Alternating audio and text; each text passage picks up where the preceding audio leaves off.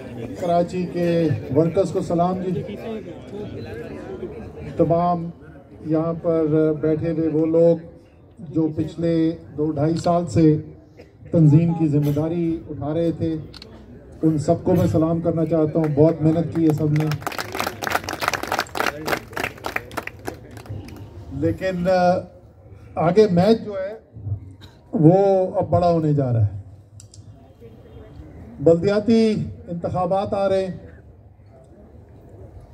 2018 के अंदर पार्टी को कराची में बहुत बड़ी कामयाबी हासिल हुई, और थोड़ा सा मैं बात करूंगा उसके बाद के कराची के लिए तहरीक इंसाफ ने क्या किया, क्योंकि बहुत लोग ये पूछते हैं कि जी इतने वोट पड़े इमरान खान को, इमरान खान ने क्या किया कराची के लिए, वो मैं उस पर बात करता हूँ।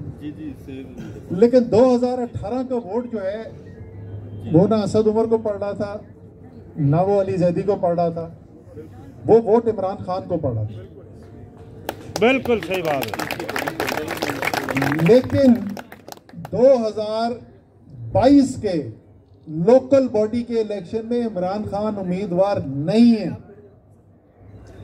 2022 में आपने इलेक्शन लड़ना है, और आप उस इलेक्शन के अंदर अगर जाकर सिर्फ ये बताएंगे कि इमरान खान नया पाकिस्तान बनाएगा, तो लोग इंशाअल्लाह ताला 2023 में फिर इमरान खान को वोट दे देंगे, लेकिन आपको 2022 में वोट नहीं मिलेगा। इस बात पर ये बात, इसको मैं बड़ी वाज़े दो टोक अल्फाज में बोलना चाहता हूँ। अगले जो 3 महीने हैं उसमें जाहिर है अली जैदी साहब और इनकी जो भी टीम यहाँ पर बनेगी, उसकी अवलीन जिम्मेदारी होगी कि तंजीम जो है वो ग्रास रूट लेवल तक तंजीम बने। कराची में अल्हम्दुलिल्लाह वर्कर्स की कोई कमी नहीं है। बेलौस वर्कर्स हैं, बेतहाशा मेहनत करने वाले वर्कर्स हैं, दलेर वर्कर्स हैं, मुश्किल वक्त में खड़े होने वाले वर्कर्स हैं।